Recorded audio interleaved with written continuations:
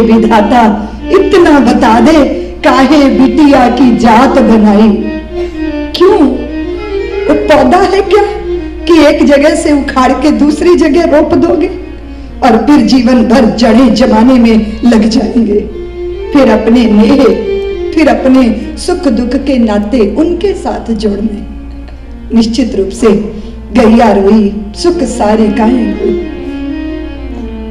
सुनैना की धीरता ने उसका साथ छोड़ दिया, वेदेह विदेह हो गए। ऐसी भावधारा बही। और प्रभूत दक्षिणा, हमारे यहाँ बेटी को दिया जाना बड़ा सौभाग्य माना जाता है, लेकिन किसी का गला दबाकर मांगना ये बहुत बड़ा पाप कर्म माना जाता है। जिसने हृदय धन दे दिया, जिसने अपने शरीर का एक हिस्सा आपको अर्पित कर दिया, अब उससे और क्या अपेक्षा करना। क्या किसी दूसरे के द्वारा प्रस्तुत की गई सीढ़ियों पे चढ़ के जिंदगी के शिखर पाओगे? अपने पे भरोसा नहीं है, अपने प्रारब्ध पे भरोसा नहीं है। लेकिन बहुत दिया, जनक ने बहुत दिया। और दशरथ ने कहा, हम याचक हैं, आपके द्वार के चक्रवर्ती सम्राट याचक बनकर सामने खड़े हैं, अधिकारी बनकर नहीं। समधि होने का अर्थ है जिनका बुद्धि का स्तर एक हो, वो समधि बनते हैं। जिनकी चित्त चेतना पर कहीं कहीं मेल मिलाप हो सके, वो समधि होते हैं। इतना फर्क रखो तो मिलाप हो सकता है? तुम तो शिखर बने रहो और वो बेचारे नीचे धूल में मिले हैं, मिलना हो सकता है? मिलना तो नहीं होता, डर छाया रहता है, भय छाया रहता है कि सामने वालों का चेहरा ठीक है ना, चेहरे पे कोई शिकन तो नहीं है। हमारे देश में तो बहुत डरती हैं माताएं, बेटी के सास ससुर प्रसन्न है ना, कुछ हमसे गलती तो नहीं हो गई। यहाँ दशरथ हाथ जोड़कर खड़े हैं कि आप दाता हैं और हम याचक हैं। हमने आपसे पाया है, आपके महल सूने हो रहे हैं और हमारे महलों में वो रौनक जा रही है जो रौनक आपके पास कल तक थी। इसलिए हम है ना मांगने वाले, हमारी झोली भरी ना अपने, तो दाता तो आप हो ना। इस सम्मान एक दूसरे को जब हम अर्पित करते और एक दूसरे की प्रसन्नता में जब हम प्रसन्न होते, प्रमुदिता जब देने का मन करे, सामने वाले के चेहरे पे मुस्कान है, बस यही तो अभीष्ट था, यही तो हमारे जीवन का लक्ष्य था। आप प्रसन्न। और फिर जानकी जब अयोध्या आई तो पूरी अयोध्या आनंद में विभोर हो गई। माता कैकेयी ने कनक भवन का सारा वैभव जानकी के लिए न्यौछावर कर दिया। सारे आनंद मगन सारी अयोध्या, और उस अयोध्या की प्रसन्नता को वाणी से व्यक्त करना बहुत मुश्किल है। आनंद ही आनंद है और माताएं प्रसन्न हैं, बेटियों की तरह अपनी बहुओं का स्वागत हुआ है, जय जयकार हो रही है, दक्षिणा प्रभूत बांटी जा रही है, जो पाया गया है उसे लुटाया जा रहा है और चारों तरफ दीप मालाएं, आनंद ही आनंद और प्रमोद ही प्रमोद, उत्सव ही उत्सव। अयोध्या धन्य हो गई है। और हम आज कथा के चौथे दिन अभी तक बाल कांड के ही ताने बाने में बिहर रहे हैं ना। बड़ा विशाल है बाल कांड, और वैसे भी वृक्ष की जड़ें बड़ी विशाल ही होनी चाहिए। अगर जीवन में बचपन के संस्कार गहरे होंगे और बहुत धरती तक गए होंगे, बहुत मन को छुआ होगा, तो समझिए कि ये वृक्ष बहुत ही सुंदर तरीके से आसमान छुएगा, बहुत ही सुंदर तरीके से जीवन की आगे की यात्रा चलेगी। इसलिए बाल कांड मानस का जो है वो जड़ है। मानस के वृक्ष की जड़ है बाल कांड। और बाबा ने बहुत ही सुंदर भाव व्यक्त किए। निज गिरा पावन करुण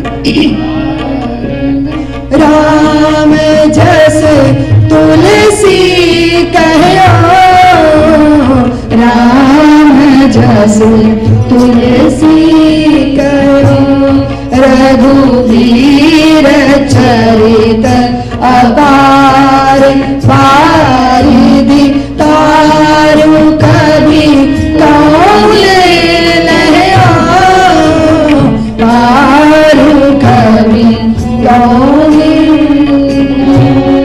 रूप बीत ब्याह ऊंचा मंगल, सोनी जैसा दर गावई, सोनी जैसा दर गावई, वैदेही राम प्रसाद ते जन सर्वदा सुख पावहि, सर्वदा सुख पावहि, निज वीरा पावन करण कारण, राम जसु तुलसी कहो, राम जसु तुलसी। ये जो कहा जा रहा है, बाबा कहते हैं ये जो कहा जा रहा है, ये स्वयं की जीवा को पावन करने का प्रयत्न है। मेरी लेखनी की छोटी सी कटोरी में रघुवीर के उस अगाध सागर को भरा जा ही नहीं सकता। वे अगाध सागर हैं, वे करुणा वरुणाले हैं, वो तपापूत मंत्र हैं, वो सिद्धियों के दाता हैं, वे दुख दोपहरी में सघन छांव, वे प्रसिद्ध त्रिषित चित्त का त्राण। उनकी स्मृति मात्र रोम रोम को सजग कर देती। उनका नाम स्मरण सारे भव पारिधि को सुखा देता। उनका बालपन धन्य है, उनका गुरुकुल वास करना धन्य है, उनका ताड़का को त्राण देना धन्य है, अहल्या का उद्धार करना दिव्य है, जनकपुर वालों को आह्लाद देना आनंद का परम शिखर है। और फिर अपनी चिर संगिनी हर कल्प में, हर युग में, हर राम कथा के प्रवाह में जानकी को अपने साथ दाम्पत्य के सुंदर सूत्र में बांध लेना तो बहुत ही सुख देने वाली लीला। जानकी का विदा होना दिव्य है, और जानकी का अयोध्या में आके अयोध्या को आनंद मगन कर देना तो और भी दिव्य है। लेकिन राजभवनों में ही रहना उनकी दिव्यता है नहीं। हम तो राम को देखते हैं वन में, और जो वन चले गए, जिन्होंने पशु पक्षी जड़ जंगम, और जिन्होंने कोलों बीलों केवटों धोबियों, और जिन्होंने शबरियों को जटायुओं को, और जिन्होंने किन्नरों को, जिन्होंने वो जो निंदनीय है उनको भी गले लगाना है, वो भला राजभवन की दीवारों में कहां बांधे जा सकते हैं?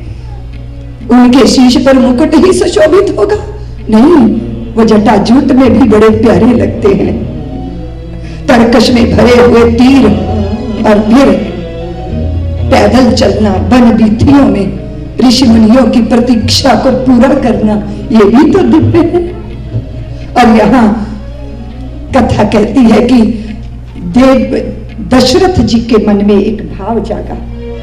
मैं उस दिन बात कर रही थी कि दर्पण ना देखो तो बहुत विचित्र लगता है कि भैया चेहरे की हालत कैसी है, कि दाढ़ी कितनी खिचड़ी उगाई है, कि बाल कितने अस्त व्यस्त है, कि टीका ठिकाने लगा है कि नहीं, त्रिपुंड ठीक ठाक है, चेहरे की दशा कैसी है।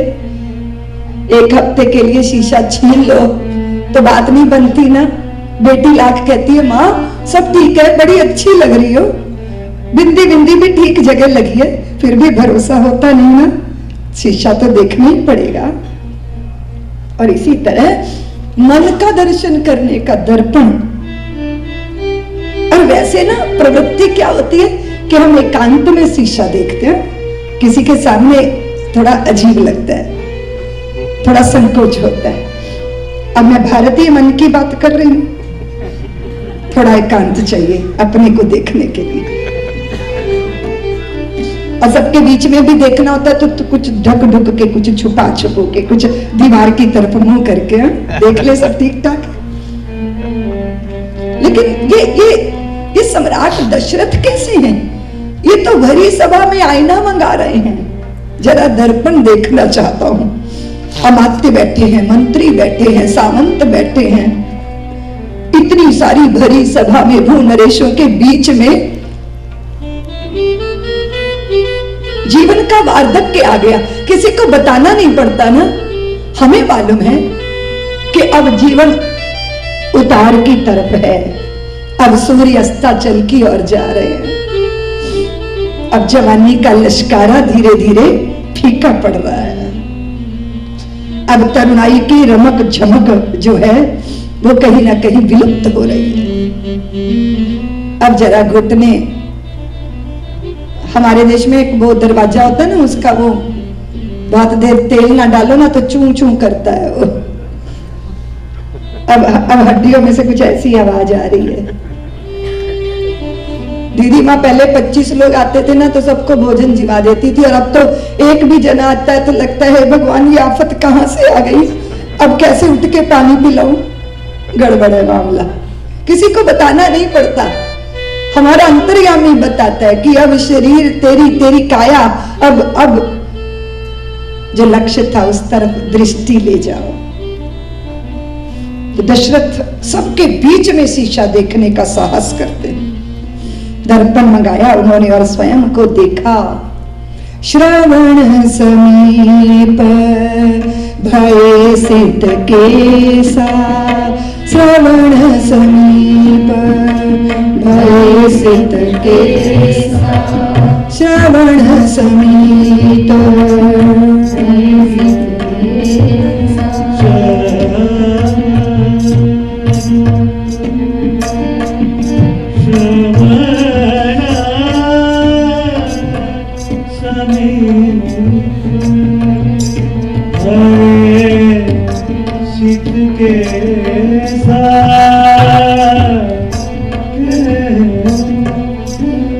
श्रवण समीत भय सित केसा, मनहु जरठपन अस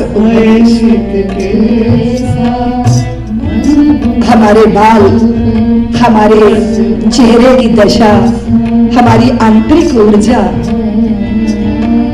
कुछ ना कुछ उपदेश तो जरूर मिलता है। देह बताती है कि नहीं, अब प्रपंच के लिए तुम नहीं हो, अब बड़े व्यापार के विस्तार की क्षमता नहीं रही, अब तुम नहीं झेल सकते तनावों को, अब तुम नहीं झेल सकते लड़ाई झगड़ों को, अब ये खींचातानी में बहुत त्रसित त्रिषित हो गया है चित्त, अब थकावट आने लगी है, अब तो विश्राम चाहिए, अब तो निवर्तन में बैठकर मन के अंदर चुप्पी सद जाए, मौन उतर आए, आनंद उतर आए, अब तो प्रार्थना के स्वर चित्त में जागे।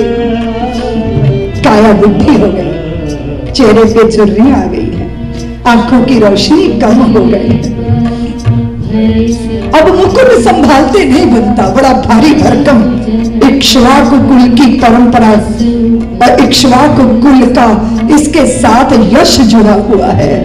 धारण करने वाले के पास क्षमता होनी चाहिए। अब अंगूठियां निकल जा रही हैं उंगलियों से, अब काया बता रही है कि नहीं, इतने आभूषणों को नहीं झेल सकते, इतनी बड़े कर्तव्य का मुकुट धारण नहीं कर सकते। अरे मेरा मुकुट टेढ़ा हो जाए और मुझे बार बार संभालना पड़े, ये तो ठीक नहीं है। ये मुकुट तो सुशोभित होता है वहां जहां ऊर्जा है, जहां क्षमता है, जहां योग्यता है, जहां प्रतिभा है, जहां तप है, जहां त्याग है, कुछ कर गुजरने की क्षमता और इरादे हैं, और पत्थर को भी निचोड़ के पानी बना देने का जहां साहस है, जहां पर्वतों को उखाड़ लेने के इरादे हैं, और जहां कांटों के बीच में से मार्ग तलाश लेने की उत्सुकता, कुतूहल और जिज्ञासा है, वहां ये मुकुट तो वहां होना चाहिए। ये राजदंड कहां होना चाहिए? जहां राजदंड लागू करने का साहस हो। अब आप येन प्रकार मुकुट पा जाओ तो ये जरूरी तो नहीं है कि तुम मुकुट पाने योग्य ही हो।